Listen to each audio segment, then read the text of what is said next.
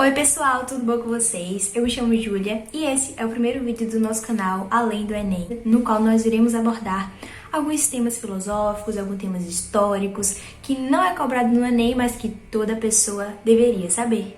Bom pessoal, antes de começar o vídeo propriamente dito, eu queria falar pra vocês um pouco sobre o que a gente vai ter aqui, né? Eu pretendo colocar nesse canal, como eu disse pra vocês, alguns conteúdos históricos, filosóficos, que estejam relacionados com livros também, porque são três coisas que eu amo. Estão lá intrínsecas, né? Porque quando você vai falar de filosofia e de história, você tem que ter um livro pra ter uma base. Mas vamos começar esse vídeo, né?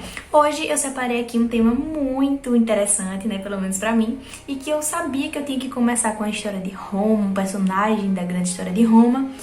E hoje eu escolhi aqui o grande imperador Marco Aurélio. Nós iremos falar sobre ele e também sobre esse livro aqui incrível, Meditações. Me contem aí nos comentários se vocês já leram. Mas antes, vamos falar um pouquinho sobre Marco Aurélio, né? Vamos falar um pouquinho sobre esse contexto histórico. Quem foi esse grande imperador?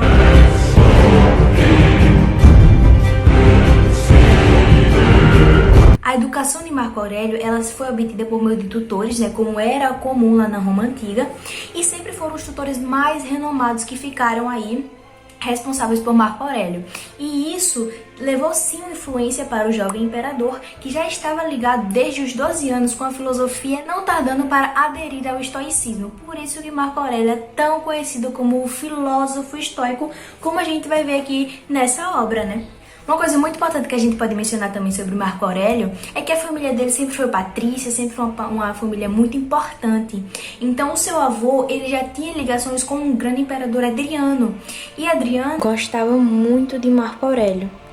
Tanto é que quando o Adriano já está perto da morte, né, com hemorragia, o que acontece? Ele vai escolher o seu sucessor. E quando Adriano escolhe o seu sucessor, ele escolhe Antonino Pio, mas com uma condição, de que Marco Aurélio e Lúcio Vero fossem os seus herdeiros. Então é isso que vai acontecer. Marco Aurélio vai estar à frente do Império Romano, juntamente com Lúcio Vero, que logo após vai falecer, mas não vem ao caso agora. Isso para vocês verem como a família de Marco Aurélio era influente, certo? E como Marco Aurélio já tinha ligação aí com os imperadores. No caso, com o imperador Adriano. E vai ter também com o Antonino Pio. Inclusive, Marco Aurélio vai casar com Faustina, a filha de Antonino Pio. E assim o desejo de Adriano se concretiza. Marco Aurélio vira imperador. E é muito importante também a gente analisar alguns aspectos, né, de como era esse período que Marco Aurélio estava à frente de Roma, como é que ele governou, será que ele foi um bom governante? Vou explicar pra vocês agora. Bom, pra começar, vamos falar um pouco sobre quando Marco Aurélio logo entrou no poder. Quando Marco Aurélio entrou no poder, ele começou dando o dobro do donativo à guarda pretoriana. Já tinha-se esse costume de dar esse donativo na ascensão de um novo imperador. Afinal, a ganância da guarda já foi motivo de outras mortes de outros imperadores romanos, então Marco Aurélio já começou dobrando esse donativo. Afinal, é muito importante a aliança entre o imperador e a guarda. A gente já vai vendo aí alguns aspectos da inteligência dele como governante também. Além disso, Marco Aurélio também fazia muitos feitos para a população. Ele era sempre movido pela benevolência e pela compreensão. Então, o que ele fez? Ele diminuiu, né, os tributos. Além disso, ele também preocupado com a formação das mulheres de famílias mais carentes, ele criou uma subvenção especial do Estado, garantindo a instrução de meninas de famílias carentes. Então isso é muito importante também que a gente fale aqui. O governo de Marco Aurélio, ele foi marcado por muitas batalhas nas fronteiras do Império Romano, principalmente pelos povos germânicos. Como eu disse pra vocês, a benevolência e a compreensão eram virtudes de Marco Aurélio, uma vez que ele era o homem mais poderoso do mundo ocidental, mas nunca foi seduzido pela vontade de humilhar, esmagar os mais fortes e nem os mais fracos.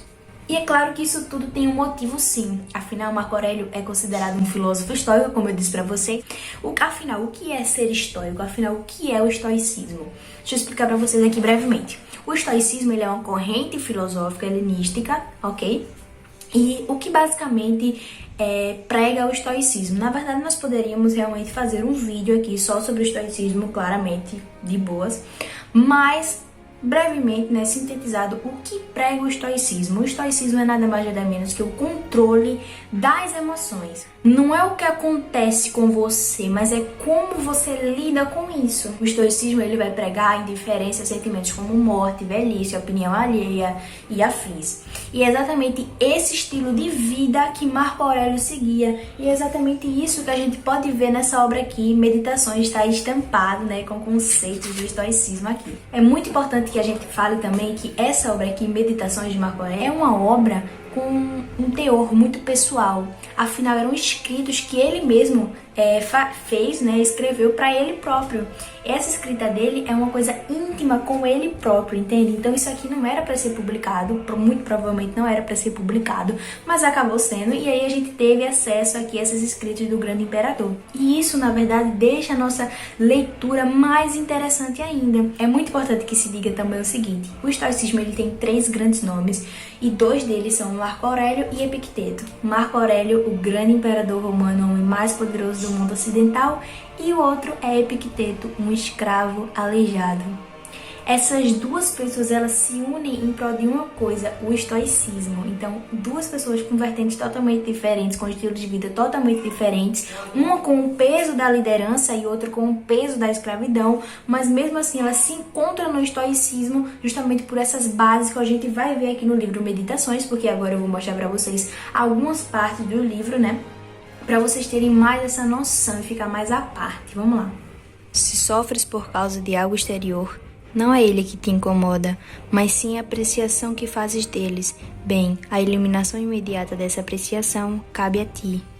Ou seja, não é o acontecimento, não é o fato, é a forma com que você lida com o fato.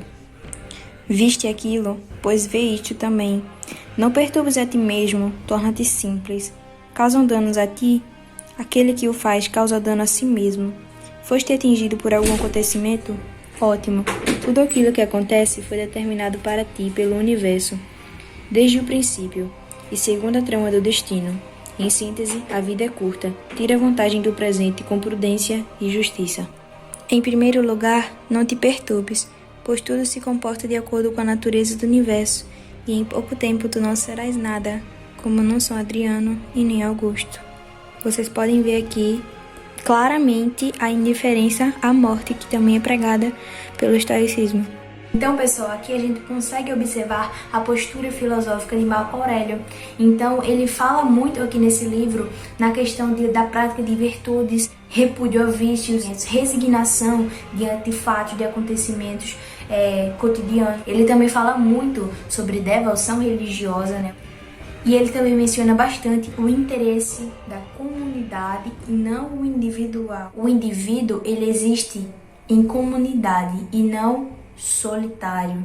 Basicamente, é o acatamento, ou seja, como eu disse, a resignação diante de tudo que a natureza propôs para você, que a natureza definiu para você.